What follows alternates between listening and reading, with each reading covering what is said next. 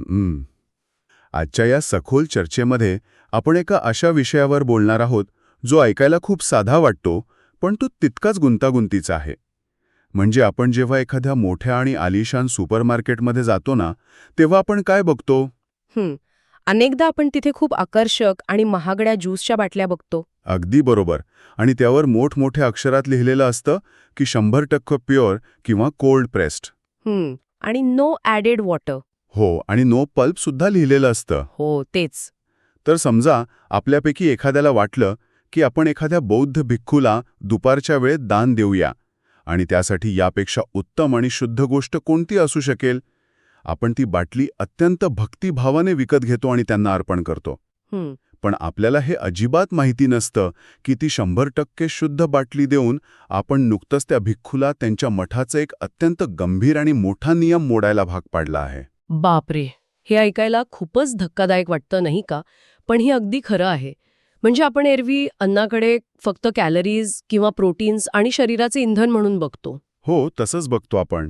पण खरं तर जेव्हा आपण प्राचीन बौद्ध परंपरा आणि त्यांच्या आहाराच्या नियमांच्या दुनियेत प्रवेश करतो ना, तेव्हा आपले हे आधुनिक गणिताचं मोजमाप पूर्णपणे कुचकामी ठरते. आणि म्हणूनच आजचा आपला विषय इतका भारी आहे की तो आहाराकडे बघण्याचा आपला दृष्टिकोनच बदलून टाकेल. आज आपण नामपाना या संकल्पनेच्या अगदी मुळाशी जाणार आहोत. नक्कीच. नामपाना म्हणजे बौद्ध भिक्खूंसाठी दुपारनंतर म्हणजेच विकाल वेळेत पिण्यास योग्य असलेली विशिष्ट प्रकारची पेय. हो, आणि आपल्या हाती असलेल्या नोट्स आणि प्राचीन त्रिपिटक ग्रंथातील माहितीच्या आधारे आपण आज हे उलगडून पाहणार आहोत. म्हणजे हे नियम नक्की काय आहेत आणि आजच्या मॉलमधील चकचकीत ज्यूस या प्राचीन नियमांच्या कसोटीवर कसे सपशेल नापास होतात हे आपण बघणार आहोत. अगदी बरोबर. कारण हा विषय फक्त काय प्यायचं आणि काय नाही यापुरता मर्यादित नाहीये. भिक्खूंचं जीवन हे सामान्य माणसांपेक्षा खूप वेगळं असतं. हां. त्यांना दुपारनंतर कोणत्याही प्रकारचा घन आहार किंवा सॉलिड फूड घेण्यास सक्त मनाई असते. पण तपश्चर्या आणि साधनेसाठी शरीरात ऊर्जा तर लागतेच. हो, ऊर्जा तर लागणारच. म्हणूनच भगवान बुद्धांनी या नामपानाची परवानगी दिली, जेणेकरून भिक्खूंची तहान भागावी आणि त्यांना उपासमारीचा त्रास होऊ नये. म्हणजे ते त्यांच्या संध्याकाळच्या ध्यानसाधनेवर पूर्ण लक्ष केंद्रित करू शकतील. बरं, मग मला एक सांगा, समजा दुपारचे 4 वाजलेत आणि एका भिक्खूला तहान लागलीये आणि त्यांच्या मठाच्या बाहेर एक मोठं नारळाचं झाड आहे, तर ते सरळ तो नारळ काढून त्याचं पाणी पिऊ शकतात का? म्हणजे नारळ पाणी तर अगदी नैसर्गिक आहे ना. तिथेच तर सगळी गंमत आहे. ते नारळ पाणी अजिबात पिऊ शकत नाहीत. खरंच? पण का? कारण ह्या नामपानाच्या नियमांमध्ये कोणत्या फळांना परवानगी आहे आणि कोणाला नाही याची एक अतिशय स्पष्ट यादी आहे. त्रिपिटकामध्ये प्रामुख्याने 8 फळांपासून बनवलेल्या पेयांना मान्यता दिली आहे. अच्छा, म्हणजे फक्त 8 फळे? हो, ज्याला अष्टपान म्हणतात. ह्यात आंबा आणि जांभूळ चालते, तसेच बी असलेली केळी आणि बी नसलेली केळी सुद्धा चालते. ओके.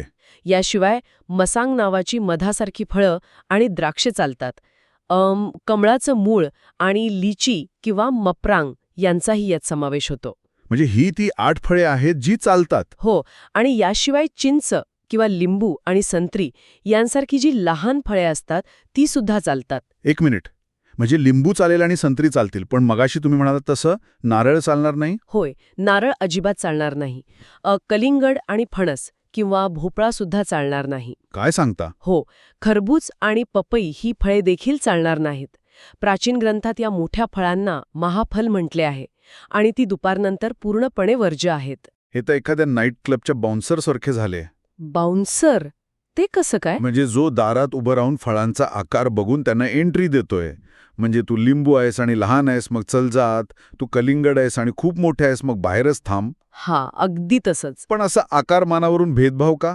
कलिंगडात असं काय वाईट आहे? हा, बाउन्सरचा दृष्टांत तुम्ही अगदी चपखळ दिलात. आणि यामागे एक अतिशय भक्कम कारण आहे बरं का. आपण ज्या नोट्स पाहत होतो ना, त्यात एका ठिकाणी अतिशय स्पष्ट केले आहे की ज्यांना आपण महाफल किंवा मोठी फळे म्हणतो ना, त्यामध्ये नैसर्गिक हॉर्मोन्सचे आणि साखरेचं प्रमाण खूप जास्त असते. अच्छा, म्हणजे साखरेचा मुद्दा आहे तर. हो, आधुनिक विज्ञानाने हे आता सिद्ध केले आहे, पण प्राचीन काळी त्यांनी केवळ निरीक्षणातून हे अचूक ओळखले होते. अरेच्छा, पण या हॉर्मोन्सचा किंवा साखरेचा त्यांच्या ध्यान साधनेशी काय संबंध असू शकतो? खूप जवळचा संबंध आहे. हे बघा, जेव्हा आपण मोठ्या फळांचा रस किंवा अगदी धान्य आणि कडधान्य घेतो. म्हणजे कोणते धान्य? जसे की सोयाबीन किंवा तीळ आणि मका यांपासून बनवलेले पेय आपण घेतो ना, जसे की आजचं सोया मिल्क, तेव्हा ते शरीरात जड कर्बोदके म्हणजे हेवी कार्बोहायड्रेट्स निर्माण करतात. हां, हे पचायला जड असतं. अगदी बरोबर. जेव्हा शरीर हे जड अन्न पचवण्याचा प्रयत्न करते तेव्हा रक्तातील साखरेची पातळी अचानक वाढते आणि नंतर वेगाने खाली येते. अच्छा. यामुळे शरीरात भयंकर आळस किंवा सुस्ती येते. हां, आता मला समजलं. भिक्खूंचे मुख्य काम हे संध्याकाळी आणि रात्री ध्यानसाधना करणे हे असते. हो, मग जर ते सुस्तावले किंवा त्यांना पिंगुळल्यासारखे वाटले तर ते ध्यान कसे करणार? अगदी बरोबर ओळखलत. सुस्ती आली की साधनेत व्यत्यय येतोच. म्हणूनच ही सर्व मोठी फळे आणि कडधान्यांची पेय नाम पाना न मानता थेट अन्न मानली गेली आहेत. बापरे, म्हणजे हे नियम खूपच कडक आहेत. हो ना. जर अज्ञानाने एखाद्या भिक्खूने दुपारनंतर नारळाचे पाणी किंवा सोया मिल्क घेतले ना, तर त्यांना भात किंवा पूर्ण जेवण जेवल्या इतकाच मोठा दोष लागतो. हे खूपच तार्किक आहे. म्हणजे कॉफी किंवा सोया मिल्क हे दिसायला जरी पातळ पेय असले तरी बौद्ध नियमानुसार त्याचा शरीरावरील परिणाम हा घन अन्नासारखाच असतो. अगदी तसंच. ठीक आहे, म्हणजे फळ लहान आणि योग्य असलं पाहिजे हा पहिला टप्पा पार झाला. समजा मी एक योग्य फळ निवडलं, म्हणजे एक छोटंसं संत्र घेतलं, ते मिक्सरमध्ये टाकलं आणि त्याचा छान गरगरीत रस काढला, तर झाला माझा नामपाना तयार? अजिबात नाही. नाही. का बरं? कारण फळ योग्य निवडले म्हणजे काम झाले असे नाही. तो रस काढण्याची प्रक्रिया इतकी कडक आहे की तिथेच अनेक जण चुका काढतात. अच्छा, म्हणजे प्रक्रियेतही नियम आहेत. हो, फळांची साले किंवा बिया काढून त्यांना एका अतिशय पातळ पांढऱ्या कपड्यातून पिळून काढावे लागते, ज्याला आपण मुस्लिन क्लॉथ म्हणतो, आणि तेही हाताने दाबून तो रस काढावा लागतो. म्हणजे त्यात फळाचा गर किंवा चोथा अजिबात असता कामा नये. अगदी थेंबभरही नाही. तो रस पूर्णपणे नितळ असायला हवा. बापरे. जर त्यात थोडा जरी चोथा किंवा पल्प आला ना, तर ते पुन्हा अन्न या श्रेणीत जाते. पण या प्रक्रियेतील सर्वात मोठा आणि कडक नियम अजून एक आहे. तो कोणता? हे पेय बनवताना आगीचा किंवा उष्णतेचा अजिबात वापर करता येत नाही. एक मिनिट, आगीचा वापर नाही करायचा? नाही. मूळ ग्रंथात म्हटलंय की नामपाना बनवताना आगीवर शिजवण्यास सक्त मनाई आहे. केवळ सूर्याच्या नैसर्गिक उष्णतेची परवानगी आहे. पण हे असं का? म्हणजे जर मी पाणी उकळून घेतलं जेणेकरून त्यातले जंतू मरतील आणि ते सुरक्षित होईल, तर त्यात गैर काय आहे? आगीचा वापर का करायचा नाही? इथेच या नियमांची खरी खोली आपल्याला समजते. हा नियम फक्त त्या पेयापुरता मर्यादित नाहीये, तर तो भिक्खूंच्या मानसिकतेशी जोडलेला आहे. मानसिकतेशी? ते कसं? हे बघा, चूल पेटवणे किंवा भांडी घासणे आणि अन्न शिजवणे तसेच अग्नी निर्माण करणे ही सर्व कामं कोणाची आहेत? ही तर सामान्य माणसांची कामं आहेत. हो, ही सर्व गृहस्थाश्रमाची लक्षणे आहेत. म्हणजे सामान्य सांसारिक माणसांची रोजची कामे. बरोबर. भिक्खूंनी संन्यासी जीवन स्वीकारले आहे. त्यांनी जगातील या रोजच्या धडपडीतून स्वतःला मुक्त केले आहे. हां. जर त्यांना स्वतःसाठी आगीवर पेय बनवण्याची परवानगी दिली ना, तर ते पुन्हा त्याच सांसारिक चक्रात अडकतील. स्वयंपाकाचा व्यापात आणि माझं जेवण कसं चांगलं होईल या विचारात ते अडकून पडतील. अच्छा, म्हणजे ते परत एकदा घरगुती जीवनाकडे खिचले जातील. हो, हे नियम म्हणजे त्यांच्या संन्यासी जीवनशैलीचं रक्षण करण्यासाठी घातलेले एक सूक्ष्म कुंपण आहे. म्हणूनच ते साठवून ठेवलेल्या घटकांपासून स्वतःसाठी हे पेय बनवू शकत नाहीत. ते सामान्य अनुयायींनीच बनवून द्यावे लागते. बापरे, हा विचार किती सुंदर आणि सखोल आहे. म्हणजे आगीचा वापर टाळणे हे केवळ आहाराचे पथ्य नसून ती एक मानसिक शिस्त आहे. हो, नक्कीच. ओके, आतापर्यंतचे नियम मला पूर्णपणे पटले. लहान फळ घ्यायचे आणि हाताने गाळून काढायचे, त्यात गर ठेवायचा नाही आणि आगीचा वापर करायचा नाही. समजा मी एक सामान्य अनुयायी आहेत. मी हे सगळे नियम पाळून अगदी शुद्ध आणि 100% कोल्ड प्रेस केलेला संत्र्याचा रस काढला, तो भिक्खूंना अर्पण केला, तर आता तरी तो परफेक्ट नामपाना झाला ना? मला माफ करा, पण अजूनही नाही. काय? अजूनही नाही?